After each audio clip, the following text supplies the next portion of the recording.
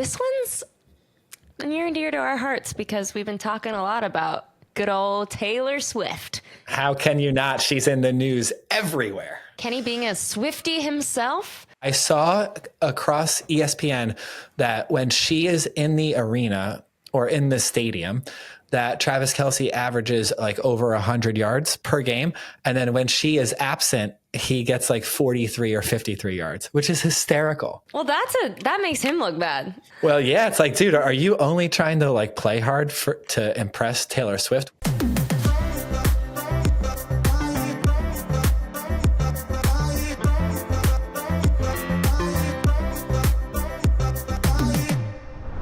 All right, Connor, I love your theory on tequila and the correlation between the quality of tequila and the strength of the hangover that you're going to have the next day. Walk me through a little bit about how you think about drinking tequila.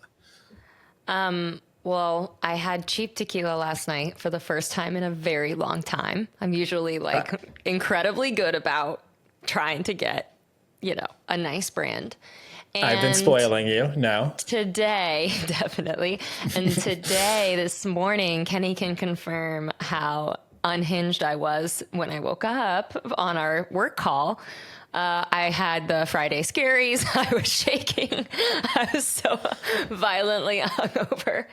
And it's like I didn't even drink, it's not like I had a whole bottle of tequila, but it is incredible how I have had a whole bottle of tequila of Herradura and I felt totally fine the next day. And it's just, pay that extra pretty penny to not be like sweating through your clothes the next day. 100%. Yeah. If you are going to do a tequila fused night and you are going to go hard and say maybe I would say more than 5 drinks, I feel like you should just spring for a premium tequila. And then I'm going to say something that people may disagree with.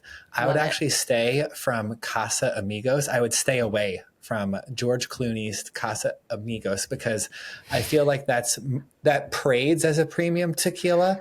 But if you take shots or just drink Casa Amigos on the rocks, it's not great. And that thing will give you a hangover. I would go Herradura, Patron. There's a bunch of other ones. But Casa Amigos, I don't think it's as premium as it's marketed. Fair I or love no? so much that you keep saying Casa Amigos. Oh, it's Casa Amigos? Yeah, but I just, don't never change. I love the way that you're saying. Jesus. Casa Amigos. Okay. Amigos. Casa Amigos. No, Casa Amigos. Okay. George Clooney. Listen, George, if you're one of our many listeners, let's get that tequila a little bit smoother, a little bit more refined, and a lot less hangover-y. Quit pitching us a bad product, George. It's funny how this fad came out where it's like, if you're cool and a somebody, you have a tequila brand. What is that? Why? I think because people saw how much money celebrities can make when they market alcohol. I feel like P. Diddy was the first one with vodka, right? Yes, he was with Svedka, right? Was it Svedka? Svedka? I thought it was Ciroc. No. Oh, yeah, I think you're right. That was dumb of me to Svedka say. is what you drink in college if you hate yourself. That's a nasty, it is funny nasty how vodka. alcohol goes through like trends and popularity phases, like as a whole. It's funky. Like tequila is having its moment since Totally 5 years ago. And then my whole like high school, college, like drinking experience was everybody was drinking vodka. It was like the cool thing to do. And now you don't even really vodka's out, baby. No, I'm just kidding. But you don't really hear people ordering like vodka water, vodka crayon. I don't really hear it very much. I feel like vodka is out, but gin got in. And why did gin come in? Because Ryan Reynolds made a gin and he made it cool. These celebrities have so much control over how we perceive brands. It's insane. Like The Rock has a tequila and Terramana. It's actually not bad. I think I would rather have Terramana over Casamigos. But Rock is going to become probably a billionaire just off of his tequila. He'll make more money peddling tequila than he will making movies. I would put good money on that. if Travel Nerds blows up and we make a brand out of something, what are we making? Are we making a tequila company? Are we representing what? A pizza chain? No pizza. Okay. If I ever had to make a consumer product, I promised myself this, I would only do something ultra luxury and high end. It's so much easier to sell a bottle to a wealthy person for $1,000 than it is to sell something kind of mid-range and sell tons of them for like 30 or 40 bucks. So if I ever did a consumer product in my life, a promise I made to myself is I would only go luxury. So if you're into it, I would definitely make an ultra luxury tequila with you. That probably would require us going to Mexico, which we can easily make happen. But we would have to come up with a good name. Do you want to workshop names? Because I feel like it's all in the name and the packaging. We could just call it Nerds. Nerds? That's not a good tequila name. That's actually the worst. You're at the bar. You're trying to order. Can I get a shot of Nerds? That's terrible. Can I get a shot of? Yeah. Like a box of Nerds would be cool because that's great candy. We could call it. We could merge our names together. We could call it KenCon. KennyCon. KennyCon would actually be a decent. Coneth? Oh, Coneth. Coneth? Okay. Now, I like it. KennyCon would actually be a pretty reasonable whiskey, I feel like, right? Yeah. Definitely like a little scotch, like a scotch. Like, oh, I'll take a KennyCon 12-year-old. Thank you. Do you drink scotch? That's like one of the best tastes in my mouth. I only have it once or twice a year when I see my grandma. She pours me a fat glass of scotch whenever we hang out on the couch, which is a wonderful moment. And the last time I had it, I was like losing my mind. I was crying. I was like, I was in Cleveland, Ohio with my whole family. And my grandma walks up to me and just hands me a glass of scotch and is like, "You're okay. Just go take a walk." I was like, "Aww, this is that's what so I need. Sweet. Isn't that cute? The Waterman family, everything's always cured with a little glass of something. You need to just take a margarita and go outside. Get out of here. Yeah, get out of here. Well, you know what? It is so cool that grandmothers always know exactly like what to do or what to say. So wise, so smart. Shout out to all the grandmothers. Oh my God, shout out to all of them. I don't even know who I'd be without both my grandmas. And they're very different, which is awesome too. But yeah, I know you guys are listening. What's up, grandmas? We Same don't with have Kenny's a favorite. Nanny. We love Nanny too. So. We love Nanny. Yeah. We love grandmas everywhere. You're very important and we need you.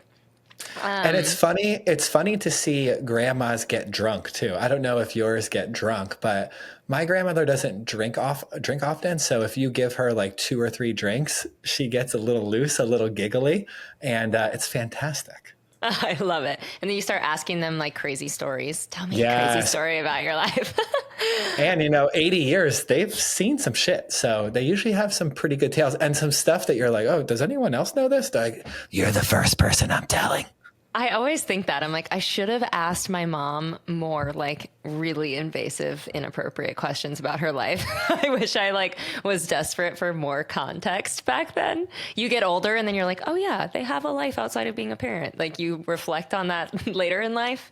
But until you're like 25, you're like, their whole life is me. They didn't have a life before me. All right, your mom comes back to life. She's on the pod. You get one question. What's the question that you're going to ask her? Oh God, that's so hard. I'd probably be like, tell me the most the most drunk, crazy story you've ever had. Like, tell me like the most messy, Sherry story of all time. Really? I mean, I don't know what she'd say, but her and my dad were so funny. Like their wedding story is insane. It's all about a great story. Yeah, it's just, they love to party. So it would have been a great question to ask. And also all this grandma talk, I'm thinking that's a pretty out of the box and sick name for our tequila. Grandma's tequila? Grandma tequila. Grandma tequila. What do you think? Aged 70 years. Winky face. Winky face. I think it could be a hit. It's kind of a catchy name though, right? Grandma's tequila. Just grandma, not grandmas. Just grandma tequila. Grandma tequila. So yeah, you want like a what? shot of grandma like and like, can you get me a shot of grandma? 4 shots of grandma. Oh, you know what? You do have to take it to the customer and the moment of the order. I feel like yelling, "Hey, I'll have 4 shots of grandma. Thank you. Hey, James, thank you." I feel like that's the move. James, I asked for my grandma chilled. I don't know why you're giving me warm grandma. I have lukewarm grandma right here. I'm not trying to slurp down lukewarm grandma. I need it on the rocks, baby. Yeah, and then stupid. Wait. The bartender's name is Luke, or did we say Luke? You did out of nowhere. So. Oh, Luke, yeah. Be like, and then Luke, he's a little bit like mad because he's like, oh, I've been pouring grandmothers all day. We're almost out of grandmas. We're this close to being out of stock on these grandmas. Oh my God. I think honestly, this thing has some legs. What do you think that we would price this at? I feel like you have to go triple digits out of respect. For grandmas everywhere. Maybe I feel like if anything is above, I feel like people see money in like 50s. So if anything's above 150, it's like, that's expensive. If it's above 100, but under 150, I feel like people would be like, okay. And then if you price it at that, sweet spot? You're automatically in the game. Like even if you're tequila, you could price it cheaper because of whatever. I feel like pricing it in with all the heavy hitters is what you'd have to do. You'd have to put it somewhere around the clase azul. Is that what it's called? Price it around there just to make yourself look like a competitor, come in hot. Yeah, I feel like you have to have a price that dictates that you're behind the counter in a locked box, right? Because if you get that lock behind you, you're like, ooh, what's that boy doing in jail? He probably tastes good. Totally. You need assistance to get to grandma. You know what I'm saying? You need you need a point of contact. You just can't walk up and put your hands on grandma willy-nilly. You got to get some help. You have to get someone with a key ring. Oh my God. You need a professional to get to grandma. I'm loving this. I feel, how much does it cost to start a tequila brand? I would assume if you have to ask, you can't afford it. But are you Googling it? Yeah, I need to know because this could be a reality. The only thing we have is the name. I'm like we're halfway there. Listen, well, first of all, we have 2 things. We have the idea, which is the start, and then we have the name. So we're 2 steps in. I feel like this has some momentum here. It says you can expect $15,000 to $30,000 to get started. That's not bad. We can make that happen. What do you got in your checking account? Just take it out of my salary. Just take it out of next year's pay. And we're going straight to the distillery after this pod. Just going straight. I feel like, and what do you think about this? I feel like if we were to have a premium tequila, we should price it at $125. It's not over $150. It's not $100. It's like something in the middle. So it's like, okay, there's a little bit of something here. I like it. It feels good. Feels good. 125? Okay. Yeah. All right. So we have the price, we have the name, we have the idea. What's the slogan? The slogan. Better with age. I love that. I don't know. I'll have to brainstorm, but I feel like we could come up with something really ridiculous. Yeah, maybe it should have like a little bit of edge. Do you think that the brand should be funny? So do you think that the slogan should be like a little comical? Oh, I like that. Yeah. A little reminder, like you take a few shots, you're phoning grandma. That's cool. I have to call my grandma tonight. I'm sure she's going to have a glass of red wine in her hand when I call. That's so fun. I mean, my grandpa is 94. He's amazing. And he still like mows the lawn. He's incredible. And he drinks a glass of scotch before bed every night. Maybe that's like the secret to a long lasting life. Maybe. Yeah. Maybe. It is weird. Like they say alcohol is poison, right? Like you look online about all of these medical studies. And it's like, geez, I probably should never touch that again. And then you also have, it's like red wine is good for your heart. It's like, is it? I don't know. I'm unsure. Yeah, it is a little bit weird. And then some people handle it really well and some people don't. The human body is fascinating. Like some people could smoke a pack a day for decades and they're totally fine. And then, you smoked a pack of cigarettes in France and now you have lung cancer. It's not great. Oh my gosh. Very true. The French, holy crap. Yeah. Those mofos love to smoke. Yeah, they do. But kind of transitioning to the actual pod for today, we are going to be talking about our newsletter, Throw Up, and then Taylor Swift. So if you've hung with us this far and you want to get on our launch list for the tequila, Grandma's, We'll send you a free bottle. We'll send you a free bottle if you subscribe to the newsletter. Connor, take it away. Oh, that's a good pull. Yes. So while we've been circling the globe, Kenny and I have been all over the place recently. So we are home. We are podcast recording again. And we took a breather to put together a monthly newsletter. So it's just all things travel nerds. We figured it was like an easy way, non-annoying way to keep you updated on what's going on. So think of the newsletter as like cliff notes for the podcast. We're going to have cool trips and tips and hacks and all kinds of stuff in there. So each month we'll be unveiling our top 2 episodes, essential travel gear, favorite, wanderlust worthy things. So subscribe to the newsletter. We will post it everywhere. So don't worry, you can't miss it. And basically, this is what I want to talk about. I didn't know this was a thing. Molly is very passionate about this. This is insane. So restaurants in California are charging fees that they're calling vomit fees. I honestly, I blame 20 and 30-year-old white women for this story. Vomit fees. That's 100% the demographic that was targeted because of this. 100%. Basically, what's happening is bottomless brunch is causing a lot of problems. And the vomit fees are just being added straight up to your bill. So $50 vomit fee, who can't manage to keep down their avocado toast on all California bottomless brunch restaurants. Can you imagine if you were having like a nice brunch, you're just getting drunk and having fun with your friends, you go vomit and then you get charged $50 unbeknownst to you, like you didn't know this was the thing. It just says on your receipt, vomit fee. That's insane. I mean, honestly, how many times did this have to happen for them to institute a policy? It wasn't just once. It wasn't just twice. There had to be crazy, basic.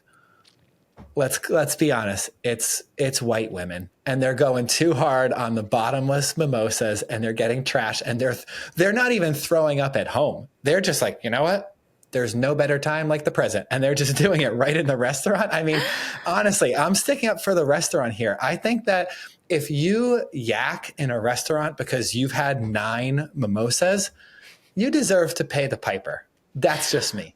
Well, it makes me think, it sounds insane, right? But it makes me think of Uber. I mean, Uber charges anywhere from $50 to $150 if you get sick in an Uber. Like, don't throw up in my restaurant. Oh, yeah. You didn't know that?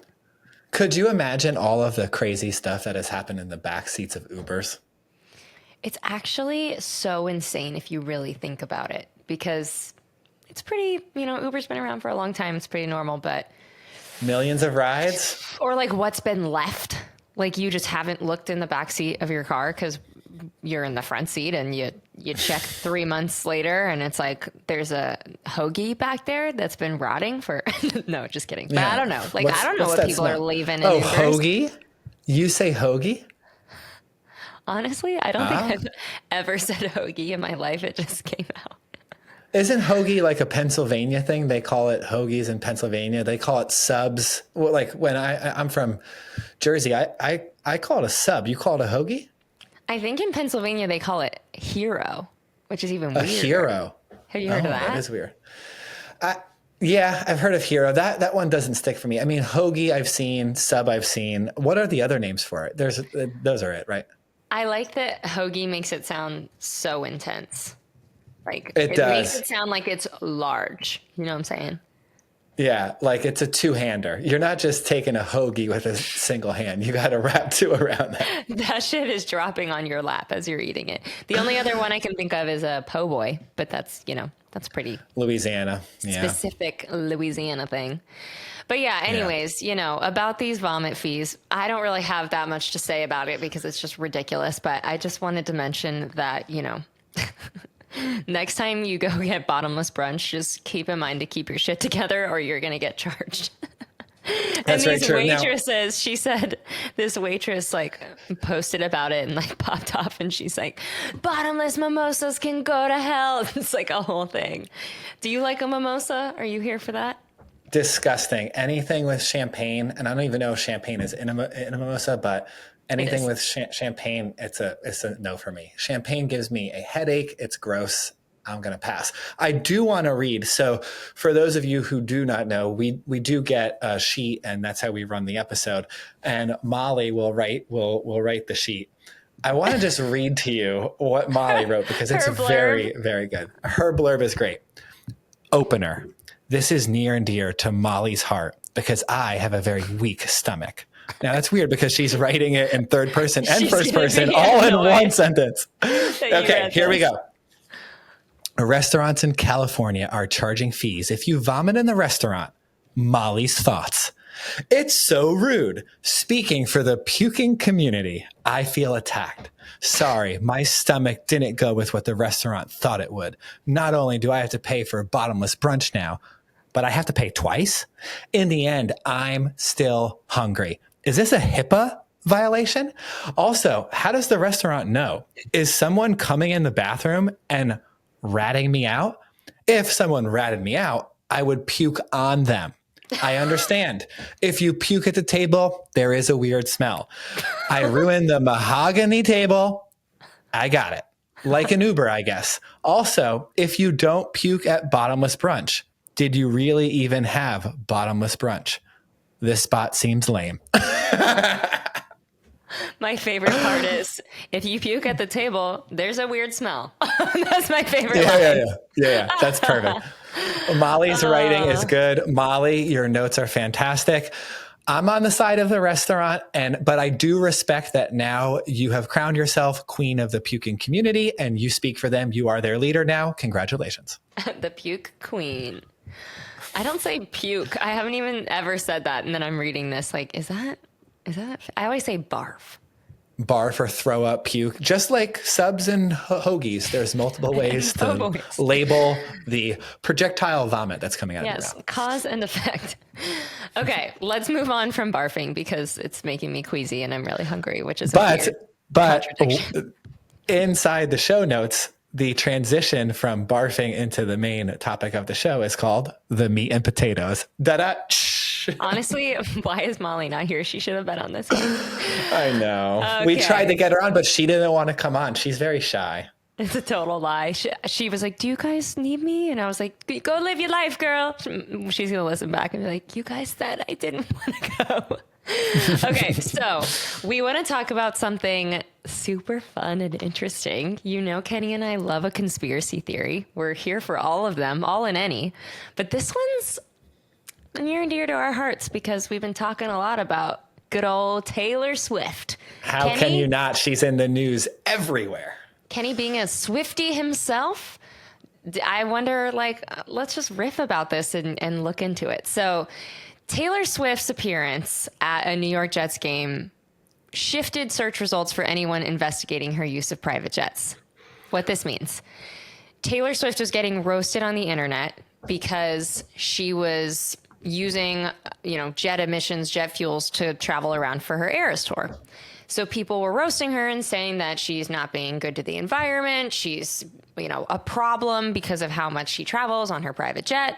So Taylor Swift jet, if you Googled that, a lot of stuff would come up about her being anti-environment and all of these jet emission fuels and blah, blah, blah, blah, blah. Blah, blah, blah. Jet emission fuels. Is that a thing? I just said that. Jet emissions Fuel emissions? Emissions. Yeah, that's a thing. Yeah, emissions.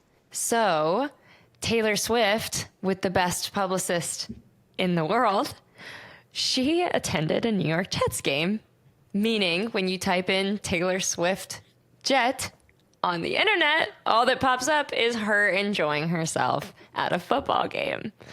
Now, Kenny, like, how much is her publicist being paid?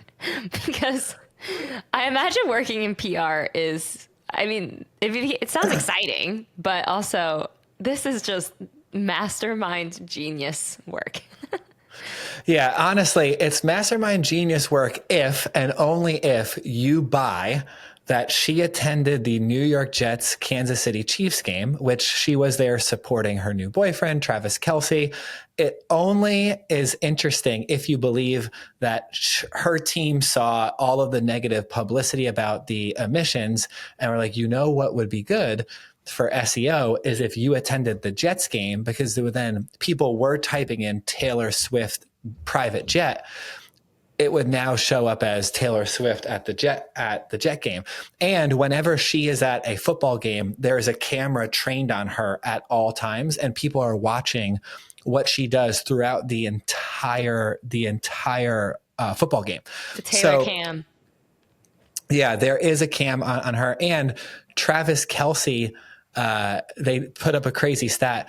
Travis Kelce gets double the yards when she's in stadium watching. And when she does not attend the games, he does half as well. How crazy is that? Are you serious? That's Dead like serious. Statistically a fact. Statistically, I saw across ESPN that when she is in the arena or in the stadium, that Travis Kelce averages like over 100 yards per game. And then when she is absent, he gets like 43 or 53 yards, which is hysterical. Well, that makes him look bad, you dummy, you know? Well, yeah, it's like, dude, are you only trying to like play hard to impress Taylor Swift? Which I get it. I mean, if Taylor Swift was there watching me, I'd go all out like it was the Super Bowl. Because honestly, you're with Taylor Swift. Have they won every game so far? Like, how are the Chiefs doing? I don't even know. I think the Chiefs are top of their division, but they're not undefeated. They've certainly been handed some L's for sure, but they're generally one of the better teams in the NFL. Oh, that was the game where she went with Blake Lively and Ryan Reynolds. Yeah, it was like all over the place. I was sick of seeing it. That is so cool. And then Yeah. I love the very clear, the very clear question. Did Taylor Swift attend a New York Jets game to distract from her private jets? Yeah, I think so. I actually say no on this one. No? I just think that she was supporting her boyfriend and it was like a happy coincidence. I don't think that she really cares. Taylor Swift cannot fly commercial. She can't even go into a restaurant and eat there in peace. There was a clip where they That was amazing. There was a Taylor Swift lookalike at a restaurant, and the restaurant was swarmed. This woman cannot fly commercial. It's a security risk. It's a safety risk, not only for her, but for everyone else. She has to fly private, period. That's it. Just like the president can't fly on Delta, Taylor Swift cannot fly on United. It's not going to happen. She has to be on a private jet. Her fans go apeshit for her. Do you know Taylor Swift's lookalike, Ashley? Do you know her? Loosely, not but personally, but yeah. Well, me and Ashley text. Yeah, of like she's an old friend. Sure. She's so famous all over the place. I'm looking. I mean, it is undeniable, but this girl is definitely not as cute as Taylor Swift. Definitely not. Are you looking at it? Should I look at what's her name? So it's Ashley. Ashley Leachin, Leechin. It's like, Taylor's. I mean, it's undeniable that they look very much alike, for sure. Cannot confirm that. Oh, no way. Oh, wow. She does look like her. Right? Oh. They look like twin sisters in a lot of them, but there are like the occasional bad photo where you're like, Taylor's probably pissed. Yeah. That's what it look like.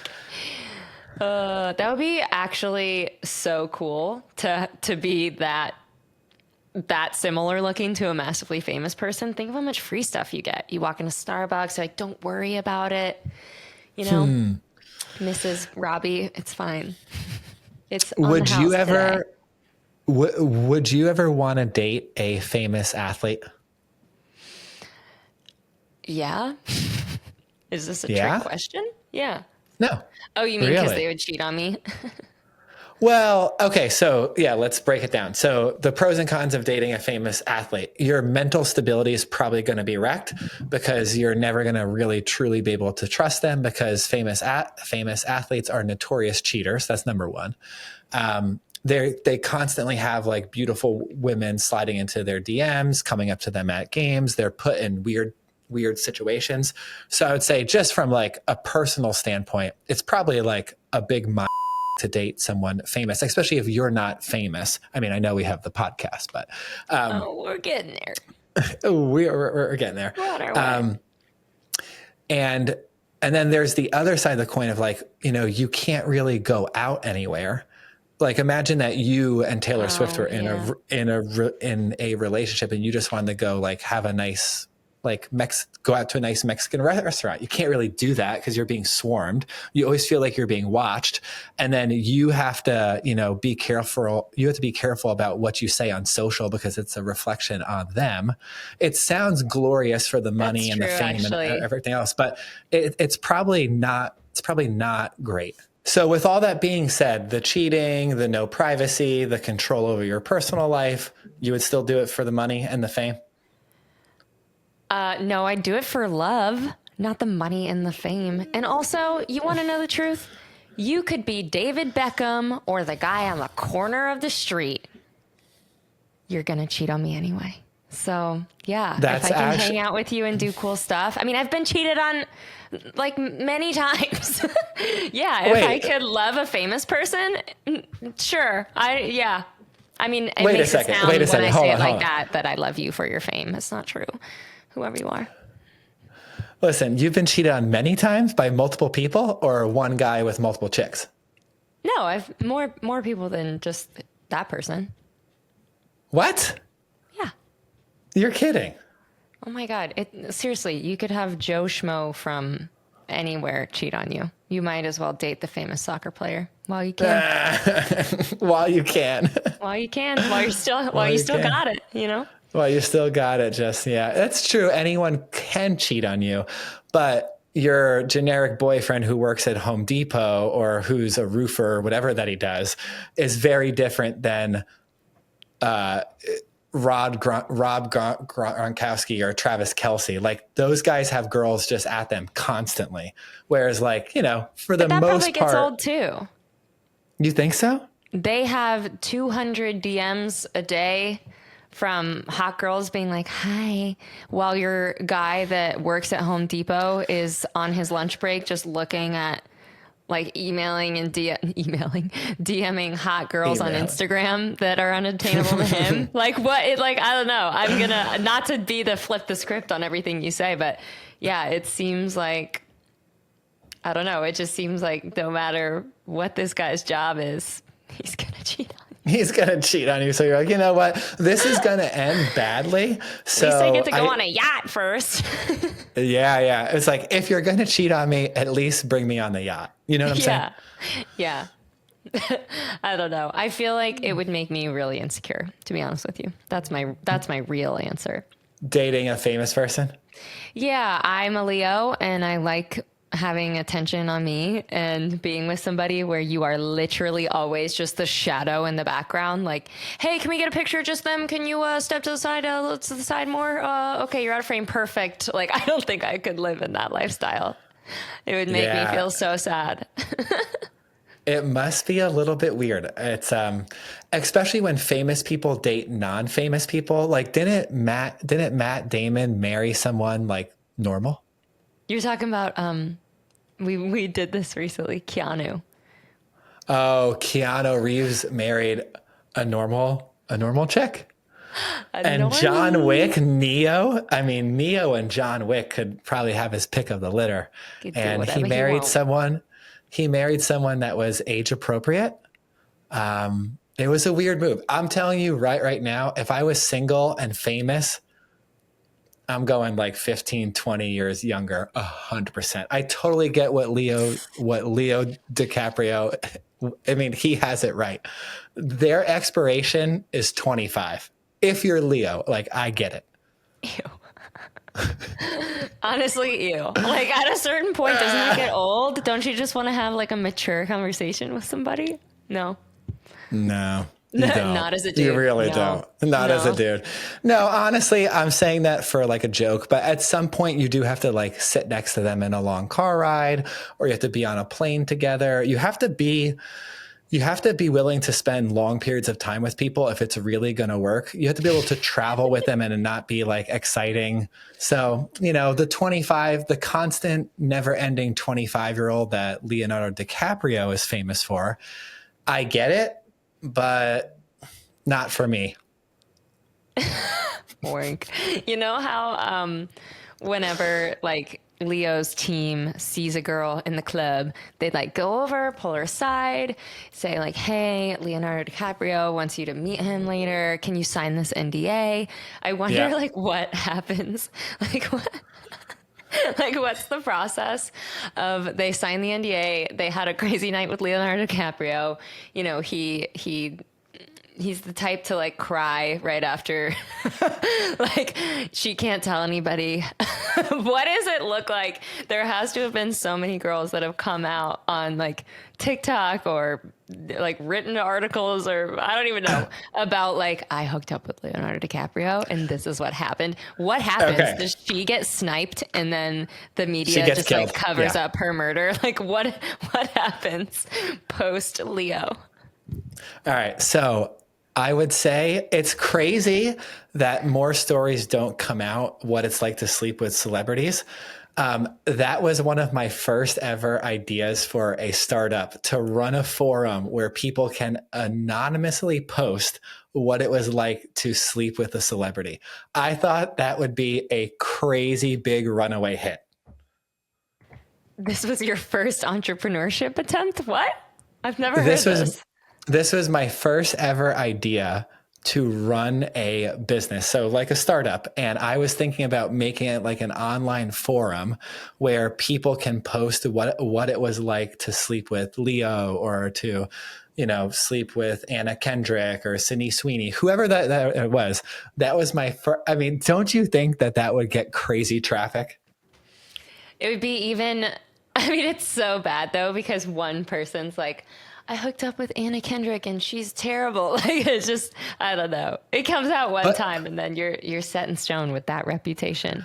But it would be really cool if the UI was structured in such a way that like all of Anna Kendrick's conquests were in one. So then people could chat like back and forth to say like, wait, you think that Anna Kendrick, like she did X, Y, or Z? That wasn't my experience. And then you see like maybe the truth comes to the surface.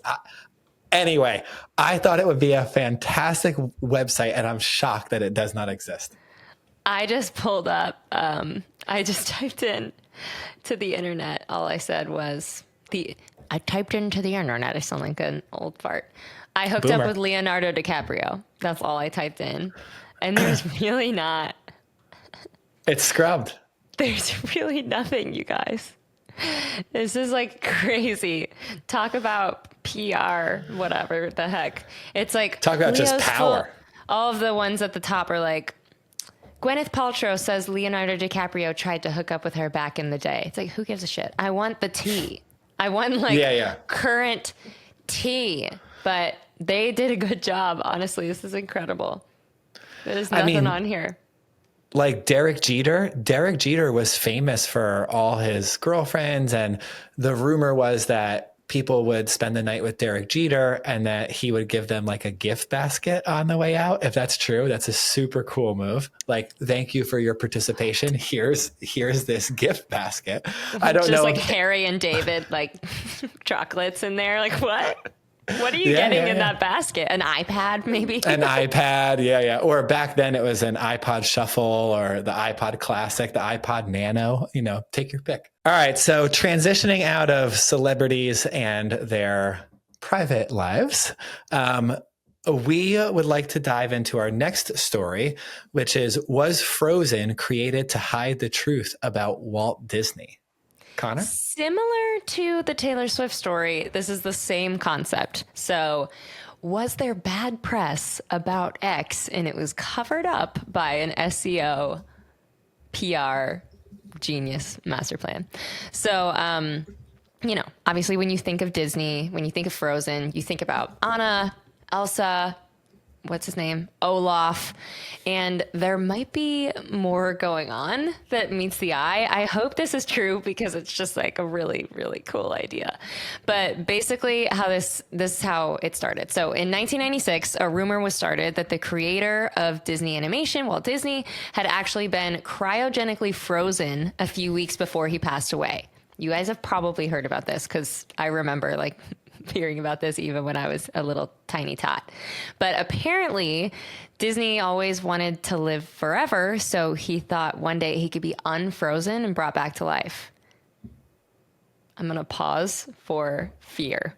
That is so scary. Some people I hope this does come true one day, though. Oh my God, I would love this. How cool would it be to do like the Captain America thing and wake up 50 years in the future, 80 years in the future? It'd be so cool. Amazing. You're just on the Today Show like you would just did. Some people believe that his frozen body is hidden underneath the Pirates of the Caribbean ride at Disneyland. Great choice. Great choice of a burial ground. He loved pirates, that old Walt. Loves Jack Sparrow. But this rumor has become like a cult favorite, even though there is literally zero evidence to support it. But some people believe...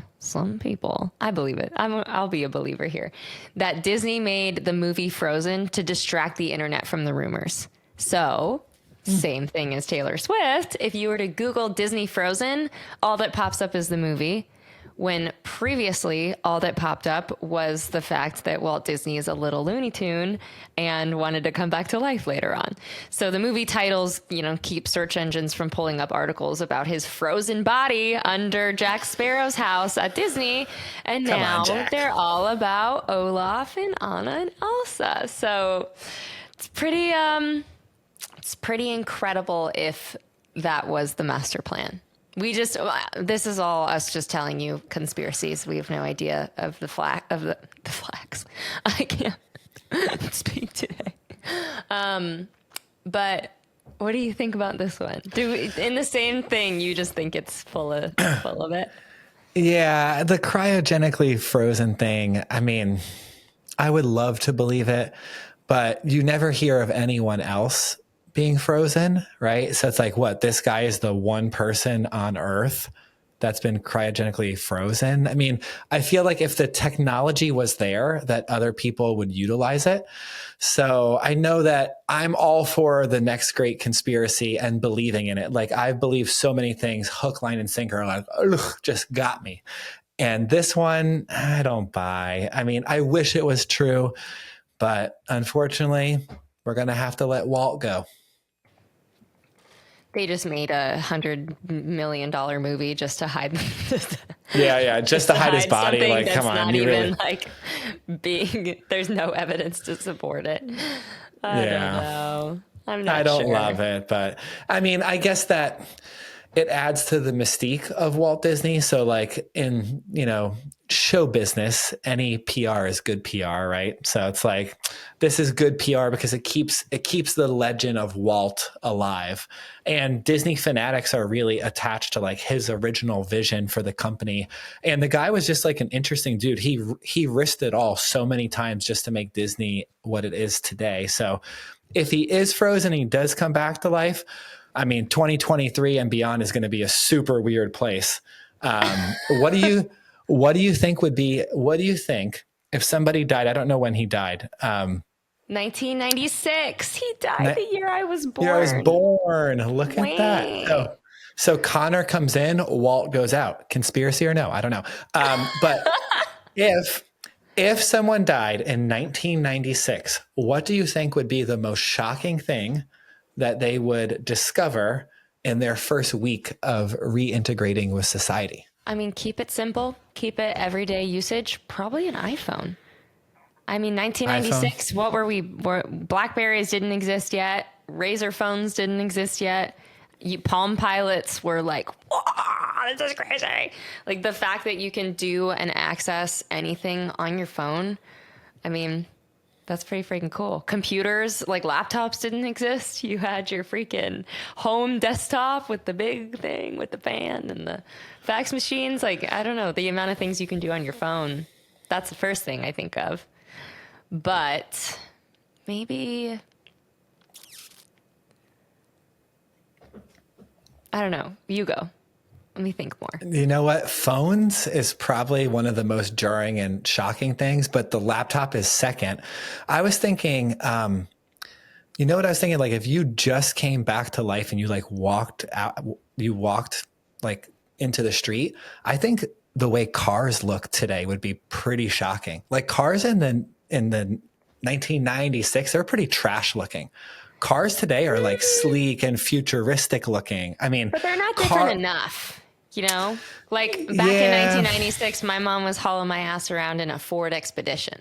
It's like, that's obviously similar, like yeah, I think like it's not that if they were hovering off the ground, maybe, but we're not there yet. I I mean, don't think we're there yet. If they saw a Cybertruck, yeah, maybe. oh, a Cybertruck. Yeah. He's going to be like, send me back to being, I want to go back because this looks like Blade Runner.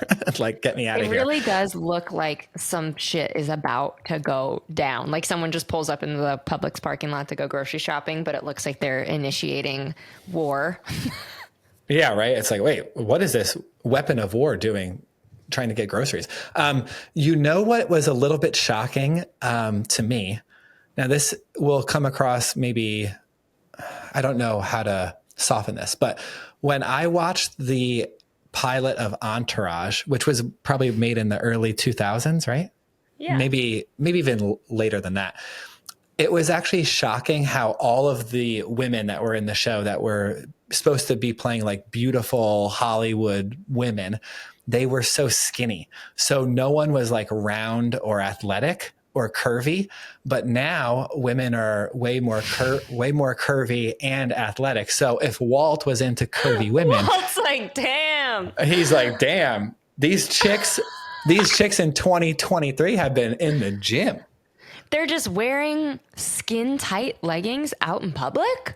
Yeah. Oh, the fashion would be really different too. The rise of athleisure. He's like, is everyone here going to work out? Why is everyone dressed in athleisure wear? It's weird. Why am I not seeing any, what's it called? Opposite of high-waisted pants. The ones that like go low-rise jeans. Low-rise jeans. Where are the low-rise jeans? Are they out? He's like, they're out. Yeah, they're out. oh my God. He's like, where is my, oh yeah. Okay. Well, this is phone, but thinking about how I listen to music in AirPods. 1996. AirPods. Thinking yeah, about like my Walkman or my MP3 player with the like the disc you put in. CDs. Yep. Yeah. My CDs, my boombox that I was obsessed with. I would always play, that song, Hey Juliet, I think you're fine, in my house super loud in the morning. Everyone's like, no. Connor, shut it. It's more fun that way. There was like something so special that definitely got taken away by music being super, super accessible. Just being able to go to Best Buy or go to Target and like buy a CD I've been wanting and listen to it all the way through. Now, like an album comes out, you find one song you like, you forgot about it the next day and you move on. Like it must be weird to have been a successful artist in the 90s and then, or early 2000s, and then move into this like era of, I mean, same with movies. Shit. You make a movie, you spend 2 years in post-production editing it. You had 500 people on staff to make this thing happen. And then it gets released on Peacock with no like big money marketing, and it just like it's just like in the ether. I don't know. And you don't even know how well that it did. Yeah. I mean, So you like the idea of like picking out the CD because it is pretty cool of being able to be in the streets of Manhattan, have an AirPod, have your iPhone, and then just anything that you think of comes to mind. You play that song. To have 70 million songs at your fingertips is so cool. And I don't know why, especially you, because like you and I will walk around with an AirPod in each ear. And usually I let you DJ because your taste in music is better than mine. And Thank you. yeah, it's true. But it's so cool of being able to like, hey, Con, why don't you play this? Boom. It's in my ear in 15 seconds. That is so cool and so much better than the alternative of like, let me go to aisle 6 and see if the LL Cool J album is here. Oh, yeah, LL Cool J. And then you're just on LL. Okay, it's LL. Certainly am not saying I'd rather go back to those days. That is not what I meant. But I mean like the excitement and the like, it takes the experience, the physical experience out of music. Like 20 years ago, you'd go to a record store with your friend and spend hours in the record store kind of like browsing what the album covers look like and all of these things that don't matter anymore. Who gives a shit what your album cover looks like? No one's looking at it. No one even sees it. Besides, I can't even see an album cover on my Spotify when I'm playing a song. It's playing some weird little reel video. The little or whatever. video, yeah. It's like yeah, all these weird. things that used to really, really matter. Like I grew up in the music video era. I used to just watch an unbelievable amount of music videos on Vivo. TRL. And now, oh, Vivo, really? And now, like, who really cares if you make a music video? You know? Yeah, the last music video that I watched was when Taylor Swift released All Too Well, the 10-minute version. That was a pretty cool. Yeah, it was like 10-minute music video. That's incredible. First of all, to write a song that lasts 10 minutes and it's good, come on. I'm not surprised we've gotten back to Taylor Swift somehow. I'm not the surprised. reprise, you know, after Hamilton, you gotta respect the reprise. You gotta bring it back full circle. The reprise. But yeah, I don't know. I think like it's really exciting how far we've come just in my lifetime, but it's also kind of freaking scary. It's like how I say it's harder to get from, 0 subscribers to 400 than 400 to 1,000. Same thing with the way the world is going. Holy crap. To get all of these like AI softwares integrated into consumer use, think about what 27 years from now is going to look like with all that. It's insane. It came up so fast. It's going to evolve and change and be unbelievable. Yeah, the rate of change for technology is going to get faster. The chips are getting smaller and faster. Compute cost is coming down, and AI models and like efficiency are going to go up.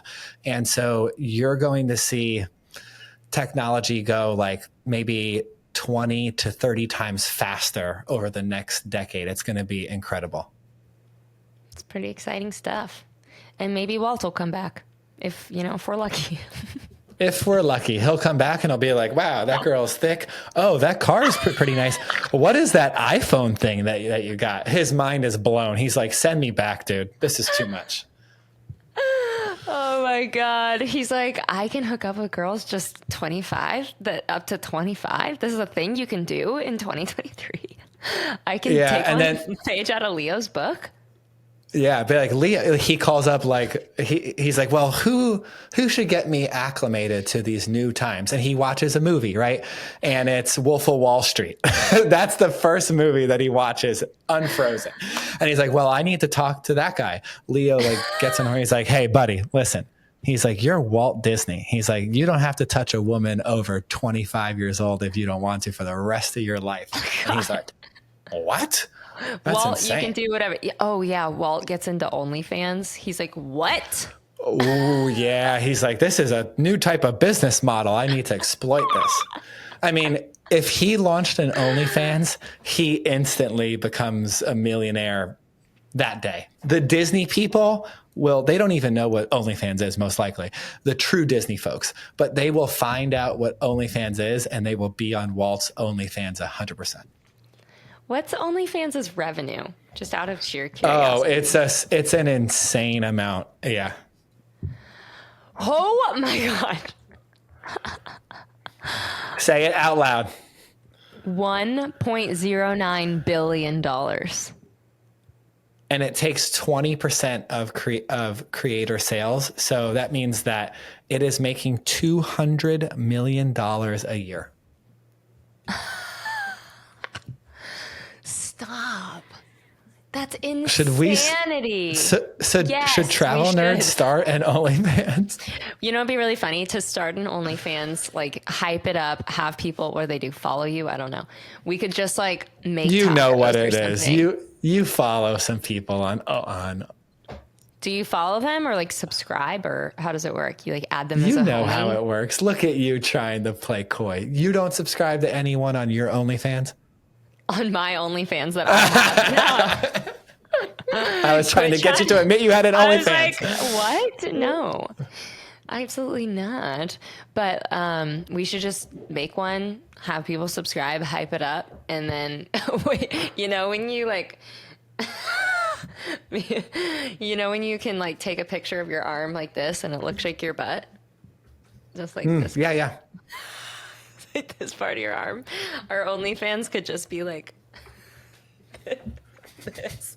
And then we like change the screen, and what we're really doing is like, today we're gonna make lasagna. We like, oh my God. People are pissed. They're like, I was here for the nudes. Yeah, I was here for the nudes, but now they're just making pasta. Noodles. Yeah, noodles.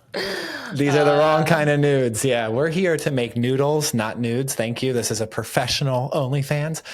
I believe that OnlyFans started out just in the same vein that there was a platform before that, Patreon.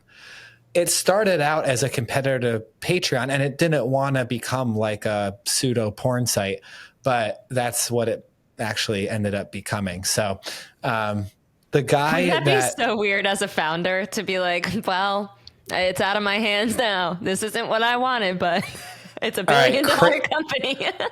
Crazy founder story about OnlyFans. How much did the founder of OnlyFans make? All right, so this is super interesting.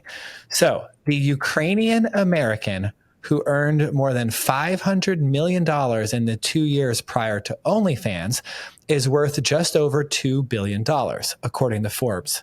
He received $284 million in 2021 and $233 million in November of 2021. I think it says 2021 twice. Oh, yeah, it did, because it's a little bit weird. Oh, but Business Insider is reporting that OnlyFans reclusive owner made $338 million last year. That's insane. Damn. Would you rather date a pro athlete or the reclusive owner of OnlyFans? A reclusive rich person is ideal for sure. Ideal, 100%. Yeah. I actually think that's so cool. Like, we're in the era of super, billionaires, millionaires. They're just wearing ripped jeans and plain white tee. Like, you'll never know. That would definitely be preferred. Yeah. You don't want to have to, like, you're on a road trip, you stop in at a gas station, you're literally in the middle of nowhere, and people are still like, oh my God, hey, celebrity, take a picture with me. I just want to pee. God, you're the worst. That would be very stressful, but cool. But overall cool. For people to be, I mean, yes, let's go back to Taylor Swift. Let's end this on a Taylor Swift note. For people to literally, like, fall to their knees sobbing because you're in their presence. Like, they've never even met her before. To have that kind of power over people, to just, it's pretty crazy. Do you think it ever gets old for Taylor Swift? Oh, for sure. I'm sure she wishes she was normal all the time. Right? I mean, she's been so famous for so long, she doesn't even know. Like, she doesn't even know any other version of being alive. 16, 17 years of music is insane. Like, to just think about that. She's in her mid 30s. I believe she's 34 or 35. She's been making music since she was 17. She has 17 years of music. So when she did her Eras tour, that's 17 years of songs. That's insane. You're the reason for the teardrops on my guitar. Talk about music video. Remember that? Oh With my her God. Hair. So cute. The crimped hair. I saw her perform that live at a Brad Paisley concert in Camden. She was the opening act. She just dragged out a steel chair and a guitar and just played. And when Brad Paisley came on, he brought her back up and was like, I'm not sure that you guys know, but this girl is going to be the biggest thing in country music, period. She played like 6 songs. That's so he cool. knew though, right off the bat, he's like, you just watched a star. Like, I wish what? there was more openness, and I wish they would like let us in a little bit more as plebeians into like celebrity friendships. You know, Plebeians, who hold knew? on. You said plebeians. You accused me the other day of that not being a word, and then you just used it on the pod. No, there's no way I said that. No. I used that word on the reg. There's no way I said that. It must have been a different word. That's not true. No, you're wrong. Oh, wow. We're going to take this up. Did I say it on the podcast? I was like, what is that? Or No, was you it and I were real in life? person, and I used the word plebeian, and you were laughing hysterically, and you were like, plebeian, you just made that up. No, I think since there's no way to fact check, you were dreaming that. Okay. But what I'm saying is, I wish they gave us more insight into celebrity like friendships, because who the F knew that Taylor Swift and Blake Lively were best friends? Like, what? Crazy, That's so right? cool and interesting. Like, I wish I knew more about who was going over to each other's houses for dinner parties. It's cool. It is cool. Yeah. See, if that could be another part of my website where you go to read what it's like to knock boots with a celebrity. Aren't you busy enough? I don't have any more time for any more ventures. That's true. So this will be a pipe dream of mine that will never come true. Plus the lawsuits are probably crazy, but someone should hear this podcast and make that, because it will have millions of viewers, 100%. Unobtainable goals are healthy. This is the end of the pod. Thank you for listening. We just crossed 400 subscribers on YouTube, which is a good mark. We have not paid or done anything. We just put out the episodes, and we hope that you guys listen, and you guys are listening. If you hear this, do us a favor. Just subscribe on YouTube, Spotify, Apple. Google is getting rid of their podcast platform and moving it to YouTube. So double down on YouTube.